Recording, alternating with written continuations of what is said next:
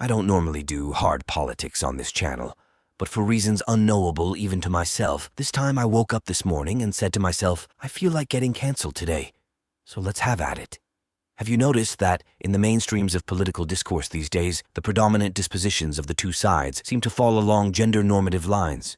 These are all mostly meme fodder, of course, but working from the theory that most stereotypes exist for a reason, my purpose here is to try and shed a bit of a light on why the liberal-conservative divide, which is seemingly growing more pronounced by the day, is being drawn principally along the border of masculinity and femininity. Notice I did not say male and female. That's an important distinction. We'll come back to it in a bit. Now, originally, I was going to take us through a summary dialectic on intersexual dynamics, evolutionary psychology, and the complex metaphysical mechanics of modern, as in 20th and 21st century, politics to make my point. But that script quickly bloated to over 10 full pages before I'd even made half the points I'd wanted to with it. So this time, I'm restricting myself to the point that there exists such a thing as masculine and feminine morality, much like how Nietzsche taught us about master and slave morality, and outsourcing the rest to the other videos I've already made exploring them, all of which will be linked in the description if you want a more detailed exploration into exactly where this video's nugget of a thesis came from. For just here and now, though, in the barest simplicity of essences, people want things, but there's only so much of anything valuable to go around. This fosters competition, and conflict often leads to a net value loss, i.e., nobody gets what they want because everything they want was destroyed in the fighting. However, being a social species, we've adapted a clever alternative to fighting. People invent stories, narratives, to try to convince other people to go along with, or ideally to uplift and support, their pursuit of their goals and ambitions, as well as to justify why they should have something. That is, why they deserve to win, and others, meaning their competitors, don't. This is why I've said that shame is the root cause of nihilism, as it's precisely these tracks of justification and rationalization that lead some people to wonder why they should bother playing life's circular games at all. But that's beside the point.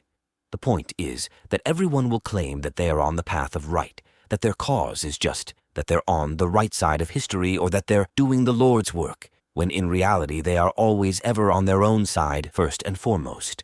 The poor man will just as naturally subscribe to the narrative that it is easier for a camel to go through the eye of a needle than for a rich man to enter into the kingdom of God, as the rich man will to the idea that God helps those who help themselves. Ergo, male and female morality would ascribe virtue to those things which are commensurate with their respective mating strategies. You can already probably see where I'm going with this. Though since I've already covered the communism-capitalism angle of it elsewhere, I'll simply remind you that every game has winners and losers, and in a game of chance, such as the genetic lottery, the latter will always heavily outnumber the former. And here's where the video's title comes in. Politics are and have always been gendered because sex and sexuality have always been political on account of their being the critical linchpin of a society's continued survival. A society that doesn't breed simply ceases to exist. But as the majority of individuals within said society are statistically guaranteed to lose the sexual arms race, we know now from genetic testing that only about 40% of men and 80% of women who've ever lived have their genes represented in the current population. This leaves the betas, both male and female, with 4 options. A. Find alternative mating strategies. B. Find alternative means of leaving a legacy. C. Find ways to increase their standing in the sexual marketplace. Or D. Find ways to disqualify their betters from the race. The reason I draw a distinction between male-female and masculine-feminine is because the latter are states of mind, whereas the former are biological states. A biological male, whether human or otherwise, is the half of the sexual pair who inseminates, or plants, the seed, while the female is the one who incubates, or nourishes, the seed. This is why even though the male emperor penguin takes on the typically female role of sitting on the egg while his mate goes out to sea to forage, he is still classified as the male because of his role in the initial conception. Now I won't go into a full-on course on intersexual dynamics for all the previously stated reasons, but for those who are uninitiated very quickly, the masculine imperative, as opposed to the male imperative, is, in a word, to achieve significance and recognition for it, while the feminine, as opposed to the female imperative, is to be protected and provided for. Ergo, by a masculine moral standard, things which reward overt individual action with wealth and status are deemed positive, while things which protect and provide for an individual's needs while requiring little or nothing from them in exchange are the definition of good by a feminine moral standard. The problem with all of this is that, as our psychology mostly formed around our sexual strategies, males and females have fundamentally different ways of viewing the world, and thus fundamentally different value structures. Value is the relative importance of a thing based on its utility. And consequently, the values and priorities of a masculine man and a feminine woman are so far diverged that under truly democratic conditions, they result in a political scene that looks like a statistician just traced a broken zipper onto his chart and called it good. If you're confused as to why males and females should even be in conflict at all, the simplest and most heartfelt answer I can give you is, they shouldn't be. Under natural circumstances, our innate biases work to complement rather than contradict each other, at least on the whole. This is the one thing most people fail to grasp about the yin-yang. Though the two sides may enjoy equal potency on a cosmological level, that doesn't mean that they're of equivalent strength and force everywhere all the time. This is why our social bodies experience ebbs and flows just the same as natural ones. And herein, I believe, lies our era's fulcrum. In essence, our politics are divided along gendered lines based on which aspects of our modern world best appeal to the male and female mindsets.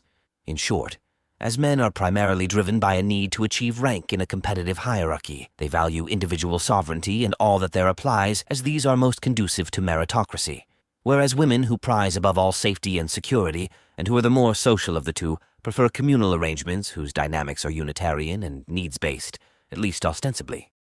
Moreover, I also believe that religiosity is falling across the board, since, as I've said repeatedly, people worship that which rules them and venerate that which empowers them, as our lives are no longer governed by the abstract forces of nature.